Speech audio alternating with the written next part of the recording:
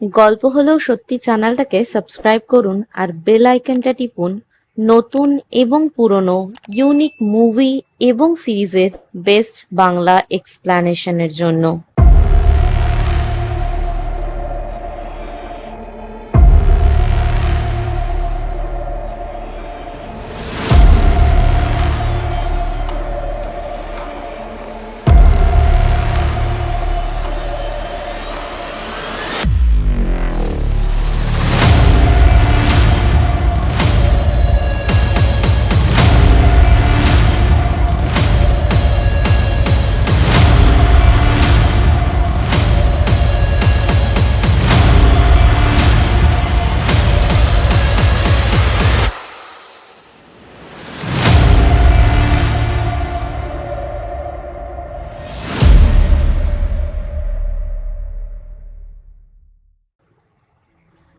Hello everyone, আজকে যে মুভির গল্প তোমাদের শোনাবো সেটা বেশ অদ্ভুত।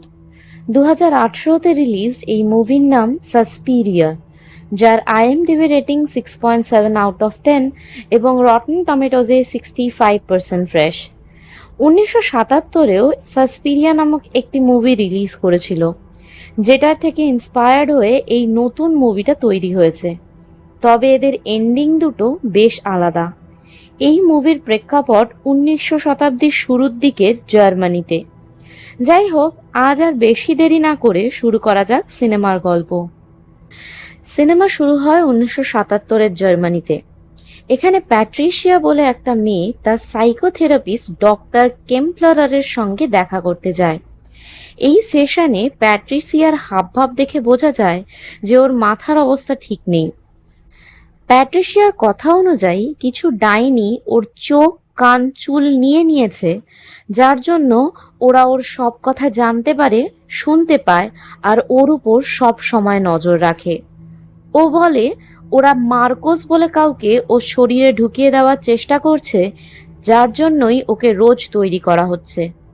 ও চায় না এইসব ওর সঙ্গে হোক, তাও ওর সাথে এগুলো করা হচ্ছে। এরপর হঠাৎ করেই প্যাট্রিশিয়া বইয়ের পাতায়, ছবিতে মানুষের চোখগুলো লক্ষ্য করে এবং ওখান থেকে চলে যায়। এরপর আমরা একটা কোট দেখি যেখানে লেখা ছিল, মা এমন একজন মহিলা যে সবাইকে রিপ্লেস করতে পারে, কিন্তু একজন মায়ের জায়গা কেউ নিতে পারে না। এই কোটটার একটা সাধারণ অর্থ আমরা সবাই জানি, তবে এখানকার আসল অর্থ মুভিতে আস্তে আস্তে বুঝতে পারবো। এই সিনে আমরা একজন রোগগ্রস্ত মহিলাকে দেখি যে প্রায় তার মৃত্যুশয্যায় ছিল এবং তারই মেয়ে ছিল সুজি। এই সুজি আমাদের গল্পের প্রধান চরিত্র, যাকে আমরা পরের সিনে সোজা আমেরিকার ওহাইও থেকে জার্মানিতে এসে ট্যান্স ডান্স একাডেমিতে দেখতে পাই।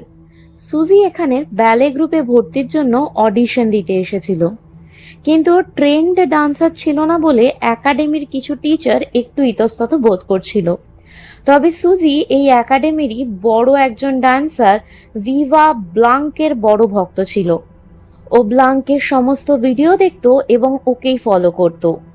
এরপর সুজি বিনা মিউজিকে ডান্স দেখিয়ে সবাইকে অভিভূত করে দেয়।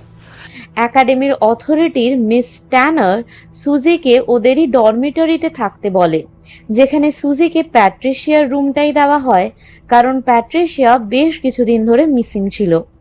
সুজিও খুব খুশি মনে প্যাট্রিশিয়ার রুমে শিফট করে যায়। এখান থেকে শুরু হয় অ্যাক্ট 2, যার নাম প্যালেসেস অফ টিয়ার্স। এখানে ট্যান্স ডান্স একাডেমির অনেক বয়স্ক এবং কম বয়সী মহিলাদের দেখানো হয়, যারা একজোট হয়ে খাওয়া দাওয়া করছিল এবং ভোট করছিল মার্কোস নয়তো ব্লাঙ্কের নামে। ম্যাডাম মার্কোস এখানে 3 ভোটে জিতে যায় এবং ক্ষমতায় নিজেকে টিকিয়ে রাখে। ওদের কথা শুনে বোঝা যাচ্ছিল ওরা কোনো রিচুয়াল করার জন্য মেয়ে খুঁজছে, কারণ প্যাট্রিশিয়া সেই রিচুয়ালে কোনোভাবে ক্ষতিগ্রস্ত হয়েছে এবং রিচুয়াল সেই রাতে পূরণ হয়নি। পরের দিন রিহার্সালের সময় মিস ব্লাঙ্ক সুজিকে বাকি ডান্সারদের সঙ্গে পরিচয় করায় এবং অলগা বলে একটি মেয়েকে প্যাট্রিশিয়ার জায়গায় ডান্স করতে বলে। অলগা হঠাৎ করেই প্যাট্রিশিয়ার গায়েব হয়ে যাওয়া নিয়ে ফেটে পড়ে এবং বিশাল একটা সিন ক্রিয়েট করে শেষে ওদের সবাইকে ডাইনি বলে ডান্স ফ্লোর ছেড়ে চলে যায়। সুজি তখন যেচে প্যাট্রিশিয়ার পার্টটা করতে চায়, কারণ ও অনেকবার ভিডিওতে এর রিহার্সাল দেখেছে। এতে প্রথমে মিস ব্লাঙ্ক একটু পিছপা হয়, কারণ ওরা প্রায় 10 মাস ধরে এটা রিহার্সাল করছে, কিন্তু পরে রাজি হয়ে যায় একবার সুজিকে ট্রাই করানোর জন্য। মিস ব্লাঙ্ক এসে সুজির হাত এবং পা ছোঁয় এবং আমরা কিছু একটা ম্যাজিক এনার্জি প্রবাহিত হতে দেখি। এদিকে অলগা একাডেমি ছেড়ে ব্যাগ নিয়ে বাইরে বেরোতে গেলে ওর চোখ থেকে সমানে জল বেরোতে থাকে, যার জন্য অলগা প্রায় কিছুই দেখতে পায় না। তখন একটা আওয়াজ অলগাকে ডেকে আরেকটা ডান্স হলে ঢুকিয়ে দেয়, যেখানে অলগা একাই ছিল। পুরো কাঁচ দিয়ে ঘেরা এই ঘরটাতে অলগাকে খুব অদ্ভুতভাবে কেউ কন্ট্রোল করছিল, এবং সমসাময়িকভাবে আমরা সুজিকে দেখি, যার ডান্স মুভগুলো অলগার শরীরে ঠিক মারের মতন পড়ছিল। এতে ধীরে ধীরে অলগার সমস্ত হাড় ভেঙে যায় এবং ও চিৎকার করলেও ওকে কেউ শুনতে পায় না। যতক্ষণে সুজির ডান্স রিহার্সাল শেষ হয়, ততক্ষণে অলগা রীতিমতো হাড়গোড় ভেঙে একটা মণ্ডতে পরিণত হয়েছে। এরপর একাডেমির অথরিটির কিছু বয়স্ক মহিলা এসে অলগার শরীরে কিছু হুক ঢুকিয়ে ওকে টেনে নিয়ে যায় ওই ডান্স হলের একটা সিক্রেট দরজা দিয়ে। এই ঘটনাগুলোর পাশাপাশি আমরা ডক্টর কেম্পলারকে দেখি যে প্যাট্রিশিয়ার জার্নাল পড়ছিল। ও জার্নালে এমন অনেক কথা পড়ে যেগুলো সাধারণত খুবই অদ্ভুত। এতে অনেক সিম্বল এবং একাডেমিতে থাকা উইচেস এবং তাদের 3 মাদার্সের নাম লেখা ছিল। ডক্টর ক্লেম্পলার এত ডিটেলসে প্যাট্রিশিয়ার ডায়েরি পড়ে একটু হলেও এই উইচগুলোর উপর সন্দেহ বোধ করে এবং পুলিশকে ফোন করে প্যাট্রিশিয়ার গায়েব হয়ে যাওয়ার কথা জানায়। এদিকে সুজির পারফরমেন্সের পর মিস ব্লাঙ্ক ওকে পার্সোনালি নিজের সাথে ডিনারে ডাকে, কারণ মোটে দুদিনে সুজি এসে একাডেমিতে শুধু নিজের জায়গাই তৈরি করেনি, বরং লিড রোলও নিয়ে নিয়েছে, যেটা খুবই কঠিন কাজ। এই রাতে সুজি খুব অদ্ভুত স্বপ্ন দেখে, যেখানে ও খুব ছোটবেলা থেকেই বার্লিন যেতে চাইতো এবং ওর মা ওকে তার জন্য চরম শাস্তি দিত। সাথে আরো অনেক সিম্বল, অদ্ভুত মুখ এবং আওয়াজও শুনতে পায়ও। এখান থেকে শুরু হয় অ্যাক্ট 3, যার নাম বরোইং, যেখানে দুজন পুলিশ অফিসার ড্যান্স একাডেমিতে আসে প্যাট্রিশিয়ার খোঁজ করতে। তখন মিস ভেন্ডেগেস্ট ওদের ভেতরে নিয়ে যায়। এই উইচগুলো পুলিশদের হিপনোটাইজ করে ওদের সঙ্গে অসভ্য আচরণ করছিল, যেটা সুজি দেখে নেয়, কারণ ও স্যারার সঙ্গে অলগা আর প্যাট্রিশিয়ার গায়েব হওয়ার কিছু ডকুমেন্ট খুঁজতে মিস মার্কোসের অফিসে গেছিল। সেখান থেকেই ও এই ঘটনা দেখে, যেটাকে ওর ফানি বলে মনে হয়। পরের দিন রিহার্সালে মিস ব্লাঙ্ক সুজিকে নিজের মতন করে ডান্স করতে বলে, আর তখনই আমরা সুজিকে অদ্ভুতভাবে ফ্লোরের সঙ্গে লেগে ডান্স করতে দেখি, এবং একটা বয়স্ক ডাইনির হাত আমরা নিচের ফ্লোর থেকে ঠিক সুজি যেখানে ডান্স করছিল তার নিচেই টাচ করে সুজিকে ফিল করতে দেখি।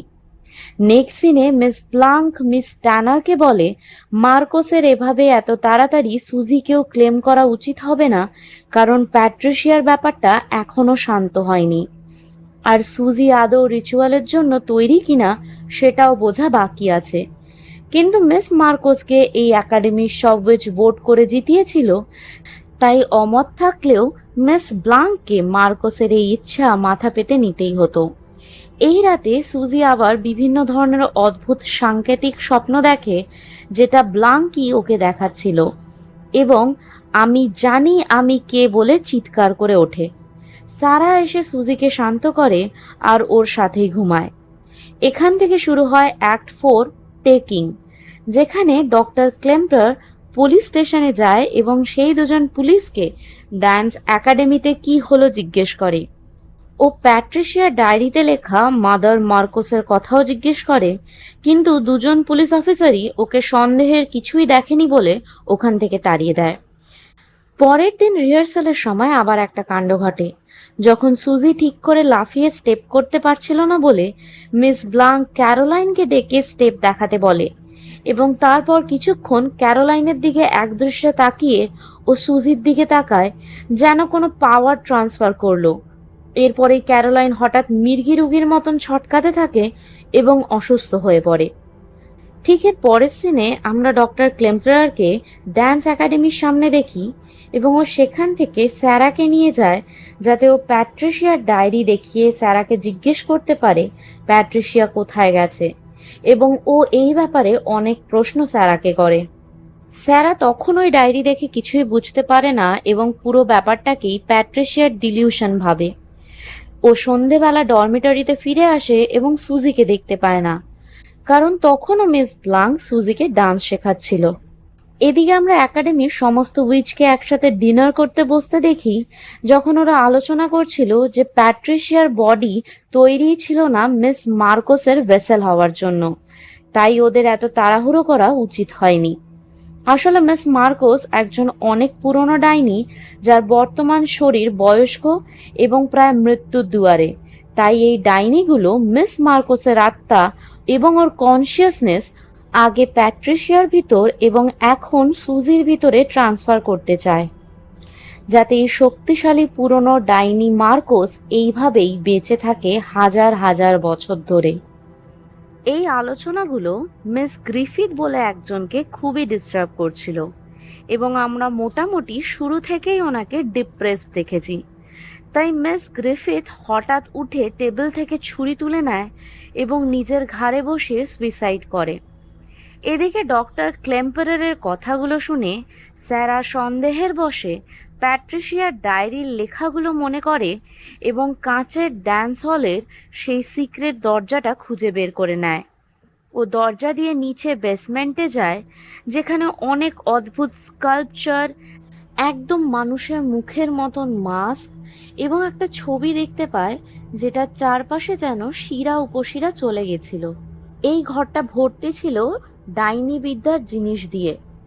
তখনই উইচরা গ্রিফিথ মারা গেছিল বলে চ্যান্টিং মানে মন্ত্র পড়া শুরু করে, যেটা স্যারা দেখতে এবং শুনতে পায়, আর সেখান থেকে ও একটা হুক ওয়েপেন হিসেবে নিয়ে পালায়। স্যারা পরের দিনই ডক্টর ক্লেম্পারের সঙ্গে দেখা করে, যখন ক্লেম্পারের ওকে 3 মাদার্সের কথা বলে যেটা প্যাট্রিশিয়া ওকে বলেছিল। এটা 11th সেঞ্চুরির কথা, যখন 3জন বোন ব্ল্যাক সির কোস্টে প্রথমবার ডাইনি বিদ্যার প্রয়োগ করে এবং এরপরে বিভিন্ন সেঞ্চুরিতে বিভিন্ন দেশে ঘুরে এই 3 বোন প্রচুর ধন সঞ্চয় করে। কিন্তু এরা যেখানেই যেত সেখানেই লোকজন অদ্ভুতভাবে অদ্ভুত কারণে মারা যেত। এই 3জন বোনকেই পরে তার অনুগামীরা 3 মাদার্স বলে ডাকত, যার মধ্যে প্রথম হচ্ছে মাদার সুসপেরিয়াম, যিনি শেষ নিঃশ্বাসের জননী; মাদার টেনেব্রেরাম, যিনি অন্ধকারের জননী; এবং মাদার ল্যাচিমেরম, যিনি চোখের জলের জননী বা দুঃখের জননী। এই একাডেমিতে থাকা মিস মার্কোস আসলে নিজেকে মাদার সুসপেরিয়াম বলে, যে এই 3জনের মধ্যে সব থেকে বড় এবং ওয়াইজ ছিল। সারা এইসব শুনে এবং দেখে খুব ভয় পেয়ে যায় এবং ও ভাবে ওরা হয়তো প্যাট্রিশিয়াকে বিল্ডিংয়েই আটকে রেখেছে। স্যারা ডক্টর ক্লেম্পারের কাছে ওই হুকটা রেখে বেরিয়ে আসে যাতে ওকে কেউ সন্দেহ না করে, কিন্তু বাইরে বেরিয়ে ওর মনে হয় মিস ট্যানার ওকে দূর থেকে দেখছে। যদিও মুহূর্তের মধ্যে মিস ট্যানার চেঞ্জ হয়ে অন্য এক মহিলা হয়ে যায়। স্যারা একাডেমিতে ফিরে আসে। ও সুজিকেও ব্যাপারটা নিয়ে সচেতন করে, কিন্তু সুজি মানতে চায় না। এবার আসে সেই ড্যান্স পারফরমেন্সের দিন, যেদিন ডক্টর ক্লেম্পারেরও পারফরমেন্স দেখতে আসে। সবাই রেডি হয়ে যাওয়ার পর স্যারাকে খুঁজে পাওয়া যায় না, কারণ স্যারা আবার সেই সিক্রেট ডোর দিয়ে বেসমেন্টে প্যাট্রিশিয়াকে খুঁজতে গেছিল। এখানেও প্যাট্রিশিয়াকে তো খুঁজে পেয়েছিল, কিন্তু ওর অবস্থা খুবই খারাপ ছিল। ওকে দেখে মনে হচ্ছিল ও সারা শরীর ঠিক লাশের মতনই পচে যাচ্ছে। এখানে আরও কিছু মেয়ে ছিল, যার মধ্যে একজনের হাতের এবং পায়ের পাতা ছিল না, আরও ক্রল করে স্যারার দিকে আসছিল। দূরে সোফাতেও কিছু একটা অদ্ভুত ক্রিয়েচার বসেছিল, আর এই সব দেখে স্যারা আবার চিৎকার করে ছুটে পালায়। অন্ধকার হলওয়ে দিয়ে যাওয়ার সময় আমরা দেখি হলের মেঝেতে নিজে থেকে গর্তের সৃষ্টি হচ্ছে, যার একটাতে পড়ে স্যারার পায়ের হাড় ভেঙে যায়। ওদিকে ড্যান্স পারফরমেন্স শুরু হয়ে যায়, আর এদিকে স্যারার আর্তনাদে 2জন উইচ ওর কাছে আসে। এর মধ্যে একজন স্যারার ভাঙা পায়ে হাত বুলাতেই সেটা জুড়ে যায় এবং ওরা স্যারার মাথায় হাত রাখলে ও একদম শান্ত হয়ে যায়। এরপর স্যারা গিয়ে ড্যান্স পারফরমেন্স জয়েন করে এবং রোবটের মতন নাচতে থাকে। আমরা স্যারা সুজির চোখের রং বিপরীত হতে দেখি এবং এই ড্যান্সটাও কোনো একটা রিচুয়ালের মতন ছিল, যেটা কমপ্লিট হওয়ার আগেই আবার স্যারার পায়ের হাড় বেরিয়ে আসে এবং স্যারা পড়ে যাওয়ায় সুজিও ড্যান্স পারফরমেন্স থামিয়ে দেয়। স্যারা ডক্টর ক্লেম্পারারকে যেন চিৎকার করে কিছু বলতে চাইছিল, কিন্তু ওর মুখ থেকে কোনো আওয়াজই বেরোয় না। সেই রাতে মিস ব্লাঙ্ক সারার কাছে আসে এবং আমরা ওদের টেলিপ্যাথিক্যালি কথা বলতে দেখি। স্যারা পারফরমেন্স পূরণ না করতে পারার জন্য ক্ষমা চায়, কিন্তু মিস ব্লাঙ্ক ওকে ভরসা দেয় এবং আরেকটা সুযোগ পাবে বলে, এবং ওকে এটাও বলে যে আজ রাতে ও কোনো খারাপ স্বপ্ন দেখবে না। এখান থেকে শুরু হয় সিনেমার ষষ্ঠ পর্ব, যার নাম সাসপিরিওরাম। আজ রাতই ছিল সেই রিচুয়ালের রাত। এদিন সন্ধেবেলা আমরা ডক্টর ক্লেম্পারারকে প্যাট্রিশিয়া এবং সারা সব জিনিস জলে ফেলে আসতে দেখি, যখন উনি ওনার মৃত ওয়াইফ অ্যাঙ্কেকে দেখতে পায়, যে ক্লেম্পারারকে বলে ও মারা যায়নি, ওকে হস্টেজ রাখা হয়েছিল, এবং ইলিউশন ক্রিয়েট করে ডক্টর ক্লেম্পারারকে ডান্স একাডেমির ভেতরে নিয়ে যায়, যেখানে বাকি সব উইচ ডক্টর ক্লেম্পারারকে আটক করে ওকে উইটনেস রাখবে বলে। কারণ ডাইনি বিদ্যায় যখনই কোনো রিচুয়াল করা হয় তখন একজন নিরপেক্ষ দর্শক প্রয়োজন। এটাও ওই রিচুয়ালেরই একটা অংশ। এবার আসে সেই সাংঘাতিক রিচুয়ালের রাত, যখন একাডেমির সব উইচেস কারোর না কারোর মাথার চুল দিয়ে বানানো ড্রেস পরে আছে এবং সমস্ত ডান্সাররা নগ্ন অবস্থায় ডান্স পারফর্ম করছে। এখানে প্যাট্রিশিয়া, অলগা, সারা তিনজনই ছিল একদম হিপনোটাইজড অবস্থায়, এবং আমরা প্রথমবার মিস মার্কোসকেও দেখি, যার শরীর ঘৃণ্য এবং অত্যন্ত কদর্য ছিল। ওরা ডক্টর ক্লেম্পারারকেও নগ্ন অবস্থায় ফেলে রেখেছিল, যে রিচুয়াল দেখা আর দুঃখ প্রকাশ করা ছাড়া কোনো কিছু করার অবস্থায় ছিল না। এ সময় সুজিও প্রবেশ করে এবং ও রিচুয়ালের জন্য একদম রেডি আছে এই কথা বলে। তখনই একজন উইচ প্যাট্রিশিয়া, অলগা আর সারার পেট কেটে ওদের গাটস আর রক্ত নিয়ে রিচুয়াল শুরু করে দেয়। এই সব কিছুতে মিস ব্লাঙ্ক খুশি ছিল না, কারণ ও সুজিকে মেয়ের মতন ভালোবেসে ফেলেছিল। তাই ও সুজিকে বারবার জিজ্ঞেস করে ওর একটুও দ্বিধা আছে কিনা, নইলে এই রিচুয়াল ও বন্ধ করে দেবে। মিস ব্লাঙ্ক রিচুয়াল বন্ধ করার কথা বললে মার্কোস রেগে যায় এবং ব্লাঙ্কের গলা দূর থেকেই অর্ধেক কেটে ঝুলিয়ে দেয়। মার্কোস এবার সুজিকে ওর জন্মদাত্রী মায়ের কথা ভুলে যেতে বলে এবং থ্রি মাদার্সকে নিজের মা বলে মানতে বলে। আর তখনই শুরু হয় আসল খেলা এবং সিনেমার সব থেকে বড় টুইস্ট, যেটা সবার মাথা ঘুরিয়ে দেবে। মার্কো সুজিকে যখনই ওর মার কথা ভুলতে বলে তখন সুজি চোখ বন্ধ করে এবং আমরা ডান্সার আর বাকি উইচদের চিৎকার শুনতে পাই, কারণ একটা ব্ল্যাক এন্টিটি তখনই ঘরে প্রবেশ করেছিল, যে সুজির কাছে মাথা নত করে। এই ব্ল্যাক এন্টিটি ছিল ডেথ। এই শক্তি সুজির কাছে আছে দেখে মার্কোস অবাক হয়ে জিজ্ঞেস করে ও আসলে কে। তখন সুজি জানায় ওই মাদার সাসপিরিওরাম, এবং আসলে মাদার সাসপিরিওরাম সুজির রূপে জন্মগ্রহণ করেছিল মার্কোসকে সঠিক শিক্ষা দেবে বলে, কারণ বহু বছর ধরে মার্কোস তারই নামে একে একে নিষ্পাপ মেয়েদের মেরে এই রকম রিচুয়াল চালাচ্ছিল। এবার সুজি বা মাদার সাসপিরিওরাম ডেথকে আদেশ দেয় মিস ট্যানারকে ছেড়ে মার্কোস এবং তার সমস্ত অনুগামীদের মেরে ফেলতে, এবং আমরা দেখি মার্কোস ও তার অনুগামীদের মাথা ব্লাস্ট হয়ে ওরা সবাই মারা যায়। সুজি নিজের বুক চিরে এই সোলগুলোকে মার্সি দেয় এবং প্যাট্রিশিয়া আর অলগাকে মৃত্যু দিয়ে মুক্তি দেয়, কারণ ওরা সেটাই বেছেছিল। কিন্তু স্যারা জীবন বেছে নেয় আর মাদার সুসপিরিয়ারাম তাই গ্রান্ট করে। এই অপবিত্র ডাইনিদের রক্তে রিচুয়াল পূরণ হয়। ডক্টর ক্লেম্পারারকেও ছেড়ে দেওয়া হয় একাডেমির বাইরে। এবার আসে মুভির অন্তিম পর্ব বা এপিলগ, যার নাম আ স্লাইসড আপ পেয়ার। এটা ছিল রিচুয়ালের পরের সকাল, যখন একটি ডান্সারেরও মনে ছিল না রাতে কি হয়েছে। ডক্টর ক্ল্যাম্পেরার খুব শকড অবস্থায় ঘরে ছিল, তখন সুজি ডক্টরের সঙ্গে দেখা করতে আসে এবং সুজি ডক্টর ক্ল্যাম্পেরারকে ওর ওয়াইফের মৃত্যুর ছোট্ট থেকে ছোট্ট ডিটেলস বলে, কারণ ক্ল্যাম্পেরার পুরো জীবন তার ওয়াইফ বেঁচে আছে না মরে গেছে সেই দুঃখে ও কষ্টে ছিল। এরপর সুজি ডক্টরের মেমরি থেকে সমস্ত ঘটনা মুছে দেয় যেগুলো ওকে গিল্ট দিত, লজ্জা দিত, দুঃখ দিত। আর এভাবেই মাদার সাসপিরিয়রম প্রত্যেকের দুঃখ কষ্ট টেনে নিয়ে এই সিনেমা শেষ করে। তাহলে বন্ধুরা, তোমরা বলো কেমন লাগলো তোমাদের এরকম একটা ডাইনি বিদ্যা নিয়ে ইউনিক মুভি।